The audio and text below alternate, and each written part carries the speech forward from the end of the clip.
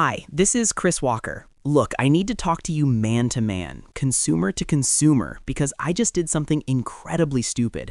I spent $1,500 on a brand new 55-inch TV, and I absolutely hate it. I'm talking total gut-punching regret. I know what you're thinking. Chris, you're the tech guy. How did you get played? But that's exactly the point. If I can get tricked by the neon showroom lighting and the AI super upscaling marketing fluff, so can you. In fact, right now, millions of people are walking into big box retailers and buying TVs that are literally designed to disappoint the second you get them into a real living room. We're talking about the two-port scam, the panel lottery, and software that's basically spyware with a remote. Today, I'm tearing down the 2026 TV market. I'm going to show you the 10 essential items you need before you touch that buy now button, and the precautions that would have saved me $1,500 and a week of pure buyer's remorse. Before we dive into the wreckage, do me a favor. If you're tired of brand-sponsored reviews that just read the back of the box, hit that like button and subscribe. It's the only way we can keep doing this independent, skeptical testing that actually protects your wallet. Ready? Let's get into it. Look, the 2026 TV market is a psychological minefield. You walk into a Best Buy or a Costco, and you're immediately hit with these hyper-saturated, eye-searingly bright demo loops of slow-motion ink drops and colorful macaws. It looks incredible, right? You think if I just drop $1,500, my living room will look like that.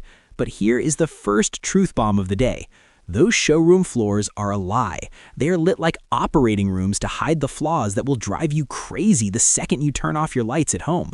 In 2026, the 55-inch screen has become the absolute sweet spot for manufacturers. It's large enough to feel cinematic, but small enough that they can pack in the highest-end tech without charging you the price of a used Honda Civic. But because it's the most popular size, it's also where the sneakiest cost-cutting happens. We are seeing a massive divide right now between what I call paper specs and real-world performance. On paper, everything is 4K, everything has AI superscaling, and everything claims to have infinite contrast. But when you actually dig into the hardware, you realize that many of these brands are quietly stripping away the things that actually matter. I'm talking about the two-port scam. This is where a TV advertises HDMI 2.1 for pro gaming, but they only give you two of those ports. And guess what? One of them is your eARC port. So if you have a soundbar and a PS5, you've already run out of high-speed slots before you even plug in your Xbox or your PC. It's a total bottleneck that they hide in the fine print, and it's exactly how I ended up regretting my first purchase of the year. Let's talk about the first big player that everyone is talking about, the S95F. This is their flagship 55-inch QD OLED for 2026, and on the surface, it is a piece of art. It's thin, I mean unnervingly thin, like a pane of glass that might snap if you sneeze too hard. But what really sets this apart is the glare-free 2.0 matte finish. Samsung has finally figured out how to make an OLED that doesn't turn into a giant black mirror the second the sun comes out.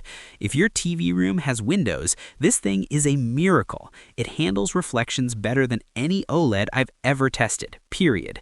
And the brightness? We're seeing peak HDR highlights hitting over 2100 nits. That's melting your retinas bright.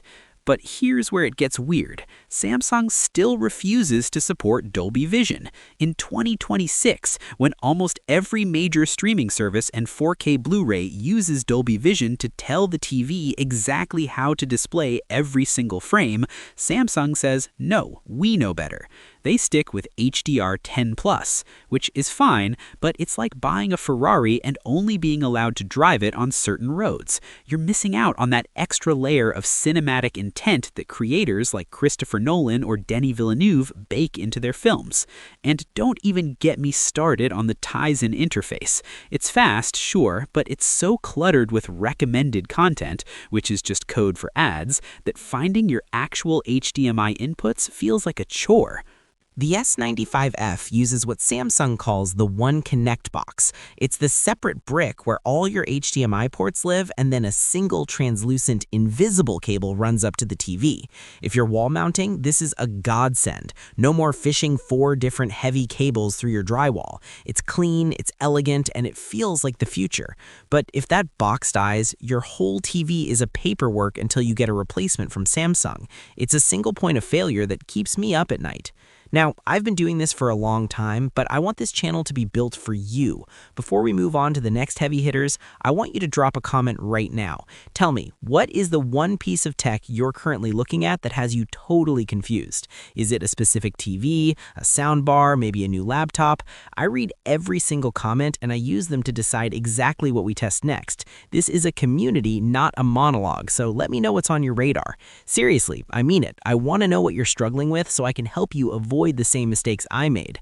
Alright, if that Samsung feels a bit too experimental or the lack of Dolby Vision is a deal breaker for you, we have to look at the LG C5. For years, the C series has been the Goldilocks of TVs. It's not the absolute brightest and it's not the cheapest, but it's usually just right.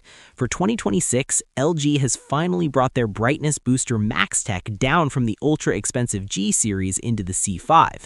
We're seeing a nearly 20% jump in brightness over last year's model.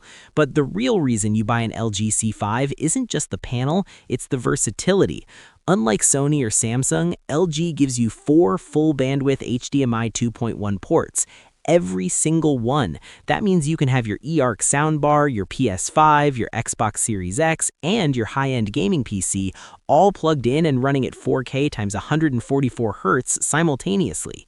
No port swapping, no compromises. For gamers, the C5 is still the undisputed king. The input lag is practically non-existent. We're talking under 5 milliseconds in the dedicated 1080p times 120 Hz mode. And the WebOS 25 interface, it's arguably the most stable smart TV platform out there. It's not as pretty as Google TV, but it stays out of your way and gets you to your apps fast. However, I have to be honest with you about the build quality. While the Samsung feels like a futuristic sculpture, the LG C5 still feels a bit plasticky.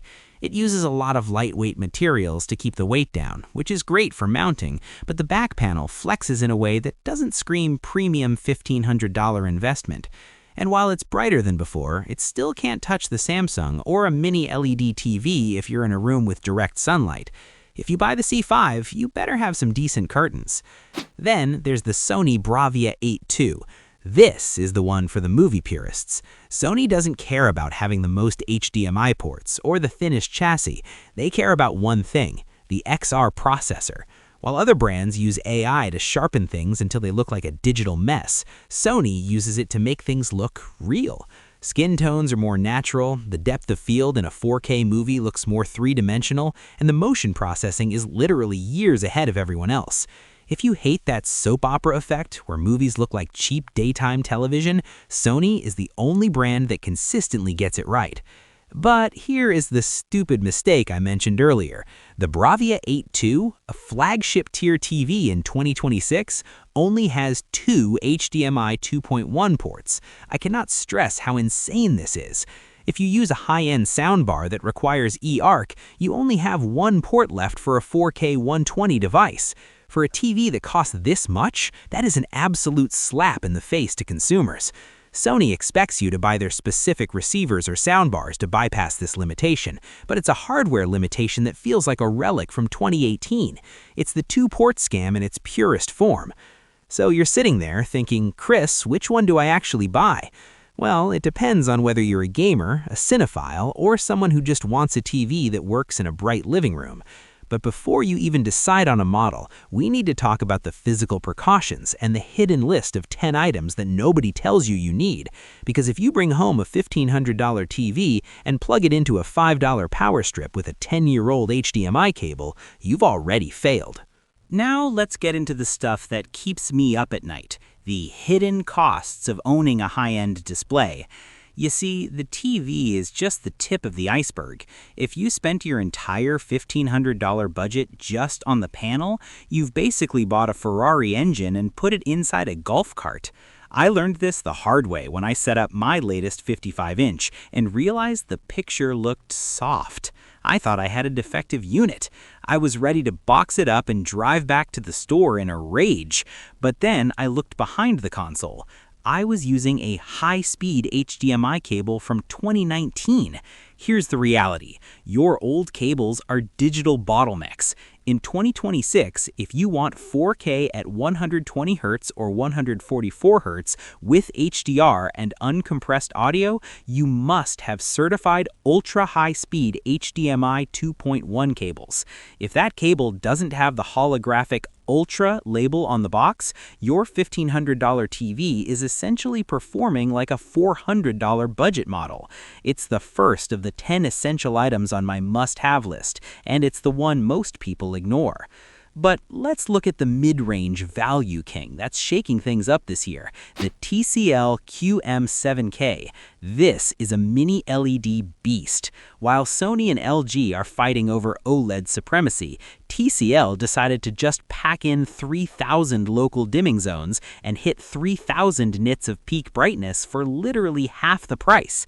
If you're a bright room warrior, meaning you have a sun-drenched living room with kids running around and the blinds are always open, this is probably the TV you should actually buy. Why? Because OLEDs, as beautiful as they are still susceptible to burn-in if you leave static images on the screen for too long. If you're the type of person who leaves CNN or ESPN on for 6 hours a day with those bright red banners at the bottom, an OLED is a ticking bomb. The TCL QM7K doesn't have that problem. It's built on mini-LED tech, which gives you 90% of the contrast of an OLED with none of the anxiety. However, and this is a big however, TCL's software can be temperamental. It runs on Google TV, which is usually great, but TCL's specific implementation can feel heavy. I've noticed occasional stutters when switching between high bitrate 4K apps like Plex and Netflix. It's not a deal breaker, but it's that weirdness you get when you aren't paying the Sony tax. You're trading a little bit of software refinement for a massive increase in raw hardware power. Let's move to the next item on our essential checklist: power conditioning. This sounds like audiophile snake oil, but it's not. Most of us use a basic power strip we bought at a grocery store. These are fine for a lamp, but a modern OLED or mini-LED TV is essentially a high-performance computer. They are incredibly sensitive to voltage noise and surges. I've seen $2,000 TVs get their mainboards fried by a minor brownout during a summer storm. A dedicated power conditioner, something like a Panamax or a high-end CyberPower unit, doesn't just protect the TV, it actually cleans the electrical signal. This can noticeably reduce the floor noise or digital grain in dark scenes. If you're spending $1,500, another $150 to protect that investment is just common sense. Next, we have to talk about soundbars. I'll be blunt, your new TV sounds like garbage. I don't care if the marketing says acoustic surface or object tracking sound. In 2026, TVs are so thin that there is physically no room for a speaker driver to move air. The laws of physics haven't changed even if the screen tech has. You're getting tinny, recessed dialogue and zero bass. If you don't factor in at least $300 for a decent soundbar or a 2.1 system, you're only getting half the experience. And here's where the stupid mistake hits your wallet again. If you buy a Sony TV and a Samsung soundbar, they might work, but you'll often lose out on brand-specific features like Q Symphony or Acoustic Center Sync that allow the TV speakers and soundbar to work together. It's an ecosystem trap. Brands are literally designing their products to work less well with their competitors. It's frustrating, it's anti-consumer, but it's the world we live in. Another quirk I've noticed in the 2026 models: aggressive auto dimming. This is something the reviewers rarely mention. Because of new energy-saving regulations in the US and EU, many TVs, especially the Samsung QN90F, have an eco mode turned on by default that makes the screen look dim and lifeless. Even when you turn it off, there's an auto static brightness limiter, or ASBL, that kicks in during long, dark scenes in movies like The Batman or Dune. Suddenly, the screen just fades. It's the TV trying to protect itself from heat or save power, but it ruins the immersion. You have to go deep into the service menus or pro settings to fix this, and most people never do. They just think their TV is supposed to look like that. Let's talk about the Hisense U8N. This is the direct rival to the TCL, and it's a fascinating piece of tech. It actually uses an internal calibration sensor that measures the color temperature of your room and adjusts the TV in real time. If you turn on a warm lamp at night, the TV shifts its white balance to match. It sounds cool, but in practice, it can be distracting. It makes the screen feel like it's breathing as the colors shift. It's one of those features that looks great on a spec sheet, but that I usually recommend people turn off immediately. And that leads me to item number 4 on the must-have list, a calibration disc or app. Do not trust the vivid or standard modes out of the box. They are designed to look poppy in a store, but they are wildly inaccurate. Using something like the Spears and Munsell benchmark disc will help you set your brightness, contrast, and color tint correctly. It's the difference between a movie looking like a cartoon and looking like a masterpiece. I know, I'm throwing a lot at you, but this is why I was so frustrated with my $1,500 purchase. I didn't realize that the TV was only the beginning. I had to buy the mount, the cables, the sound system, and spend 3 hours digging through menus just to get the picture to look right. So after all the testing, all the late-night menu diving, and all the two-port scam frustrations, who actually wins? How do you avoid my $1,500 mistake? We've looked at the heavy hitters, but now we need to put them into boxes that actually match how you live your life. If you are a hardcore gamer, I'm talking PS5, Xbox Series X, and maybe a high-end PC, your search ends with the LG G5 OLED. It is the first TV to truly bridge the gap between OLED contrast and mini-LED brightness. With that 4-stack OLED panel, it hits peaks we didn't think were possible 2 years ago. More importantly, it gives you 4 full bandwidth HDMI 2.1 ports. You aren't playing musical chairs with your cables. It's expensive, yes, but it's the only TV that doesn't feel like it's holding your hardware back. If you are a cinema purist, someone who watches 4K Blu-rays and wants to see exactly what the director intended, you buy the Sony Bravia 8 II. Yes, it only has 2 high-speed ports. Yes, it's pricey, but Sony's XR processor is still the secret sauce of the industry. It handles low bitrate streaming better than anything else on the market. If you watch a lot of older movies or 1080p content on Netflix, Sony makes it look like it was filmed yesterday. It's the most human-looking picture you can buy. But what if you're like me and you just want the best bang for your buck without the OLED anxiety? That's where our best value winner comes in, the TCL QM7K. For under $1,000, you're getting 3,000 nits of brightness. That is literally double what most OLEDs can do. It's the perfect family room TV. It handles the kids' cartoons, the Sunday football games with the blinds wide open, and the occasional movie night without breaking a sweat. It's not as refined as the Sony, but at half the price, the math just makes sense. And finally, for the bright room warriors, the Samsung S95F is your king. That matte, glare-free finish is a game changer. If you've ever had to close your curtains just to see a dark scene in a movie, this TV will change your life. It's the closest thing we have to a screen that ignores the sun. But before I give you the final verdict, we need to talk about the long-term trap. In 2026, these TVs are more than just displays. They are data harvesters. Every time you agree to the terms and conditions on a new smart TV, you are giving that brand permission to track everything you watch and sell that data to advertisers. It's why TVs have stayed relatively affordable while the tech has exploded. If you want to protect your privacy, item number 10 on my list is a dedicated streaming box like an Apple TV 4K or a Shield Pro. Plug it in, never connect your TV to the Wi-Fi, and suddenly your TV is dumb again, and that's a very good thing. Here's the truth bomb I promised you. The perfect TV doesn't exist. There is only the TV that is perfect for your room and your habits. My mistake wasn't spending $1,500, it was spending $1,500 on a TV that didn't fit my environment. I bought a high-gloss OLED for a room with 3 massive windows. I bought a TV with 2 HDMI 2.1 ports when I have 3 consoles. I bought the marketing and I ignored the reality of my own living room. Don't do what I did. Take the precautions. Get the right cables, the surge protector, and the soundbar. Spend 10 minutes in the settings turning off the eco modes and the motion smoothing. If you're ready to buy, I've put links in the description to the exact models and the essential 10 items we talked about today. These are vetted. They are the specific US revisions that actually have the specs I've described, and using those links is the safe path to avoid the retail-only clones that haunt the big box stores. It also supports this channel so we can keep telling the brands what they don't want you to hear. This has been Chris Walker. Protect your eyes, protect your wallet, and I'll see you in the next one.